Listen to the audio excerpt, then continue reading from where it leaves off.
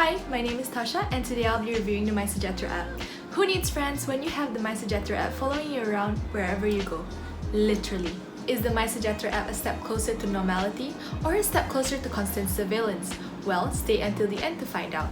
And if you're someone who never has their phone handy, this app is just about to change that. This review will discuss several aspects such as the use of MySejahtera as an everyday mobile media through the check-in feature and the digital vaccine certificate, and how the hotspot tracker micro-coordinates users' lives.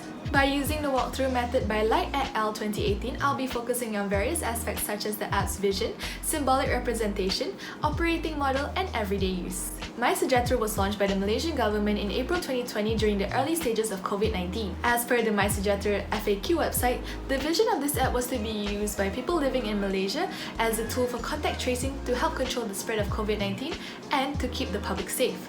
At first glance, this app is designed with clean lines that are easy to the eye, with the two main colors being blue and white. As blue is a color often associated with health, this app is all about COVID prevention, so using blue just makes sense. The symbolic representation of this app is a professional tone with four main icons that are frequently used at the bottom of the page, which uses symbols that are easy to identify. The app was initially optional to download but eventually became compulsory to enforce regulations by the government.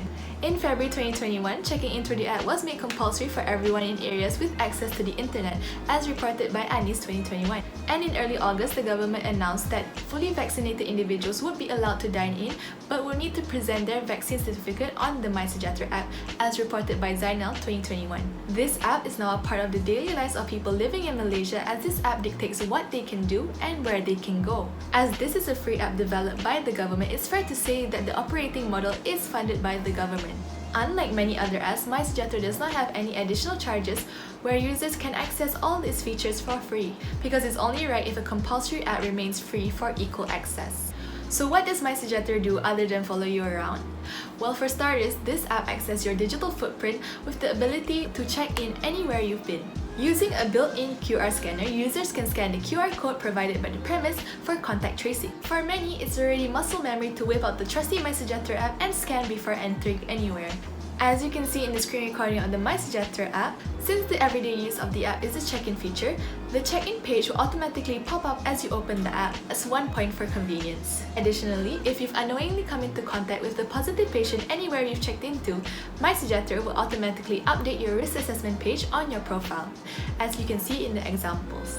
This app also handles everything vaccine related, from setting your vaccine appointments to producing your digital vaccine certificate. Among many other features, as can be seen in the screenshots of this app is also used as a hotspot tracker where users can check how many positive cases there has been within a 1 kilometer radius. For anyone and everyone, as the use of this app is compulsory, it's safe to say that this app is targeted to everyone residing in Malaysia, especially individuals over the age of 18. To register, you will need a smartphone that is compatible with at least Android 4.4 or iOS 12, which is not too hard to come by these days. Constant surveillance in a good way. For the most part, MySejahtera is a great app, especially for those who are ignorant about public safety. It's contact tracing at its best. By scanning the QR code before entering anywhere, this has helped the government in contact tracing while also reducing the number of people who are supposed to be quarantined from roaming around. With this app being checked before entering anywhere, the risk assessment page will show if a user is high risk, in which they would be then rejected entry, as you can see in the picture from IPC Shopping Centre 2021. It's like a literal red card that stops you from going anywhere. Additionally, with vaccine appointments available on this app, this gives users a streamlined experience without the need of downloading another app. This has encouraged more users who weren't already on the MySejahtera app to download the app. The vaccine certificate also automatically appears on the profile page, as can be seen in the screenshot. And a personal favorite, the hotspot tracker. This allows you to micro-coordinate your day and plan to shop at areas with low cases, with you being able to search for any location in Malaysia regardless of how far you are from that current location. Especially for users in the red zone area, with there being a risk of high infection wherever you go, this hotspot tracker is about to be your new best friend. But there is no one-size-fits-all. Nothing is perfect, just like this app. Despite its benefits, there are some drawbacks, with the main one being the compulsory use of the app, which has affected those who are unable to afford smartphones and mobile data, as well as those who are not as tech-savvy, such as the elderly. As per Banagayam 2021 has reported, an individual who did not check in through the MySejahtera app was fined a maximum of 10,000 ringgit. With hefty fines, these individuals are unable to go out to get their everyday supplies.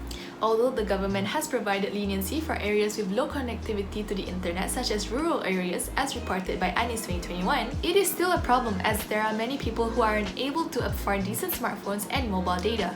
This app requires mobile data for all its functions, from the basic QR scanning to generating the digital vaccine certificate. For an app that is expected to be used by everyone and anyone at all times, this would cause unequal access as not everyone can afford the same level of technology. You may be wondering if MySejahtera has any counterparts. Well, the Selangor app was created by the State of Selangor government, which to put bluntly is led by the opposition of the Malaysian government. Selangor is a contact tracing app made specifically for the state of Selangor. One notable benefit of the Selangor app is that they provide vaccine appointments under the Selvax initiative. With many waiting tirelessly for the vaccination appointments from MySejahtera, they turned to Selangor as it was faster to receive the vaccination appointments from this app. But many Selangor users have made the switch to MySejahtera, mainly because they're scared of getting fined as MySejahtera is now compulsory. So how does this app change the way we use mobile media? It's all about new norms. This app has changed the way many individuals in Malaysia use their mobile phones. For those who could have gone out without mobile data, have now purchased additional phone plans just to check in and go about their daily activities. Troublesome, but necessary. As explained by Link 2012, individuals are now expected to have mobile phones, where it is a necessity expected by society and no longer a luxury. This can be seen by how the Malaysian government made it compulsory to use this app, with the expectation that everyone has a compatible smartphone to download this app and go about their daily activities. This app is definitely an everyday mobile media, as it is used frequently and by almost everyone residing in Malaysia. To add to this, Link 2002, as cited in Link 2012, states that our daily interactions and our social connections are all micro-coordinated by mobile phones. This is especially true for the MySejahtera app, as you can micro-coordinate your daily activities from your grocery runs to lunch with friends through the hotspot tracker. You can check the area before making plans to ensure the area is somewhat safe. This function allows users to avoid areas that are at high risk, which is a clear example of micro-coordination. To sum up, with this app becoming an everyday mobile media and micro-coordinating many people's lives, some would say that it is an extreme form of surveillance. But in my opinion, it is indeed a step closer to normality, at least for Malaysia. Thank you, here are my list of references, and have a great day.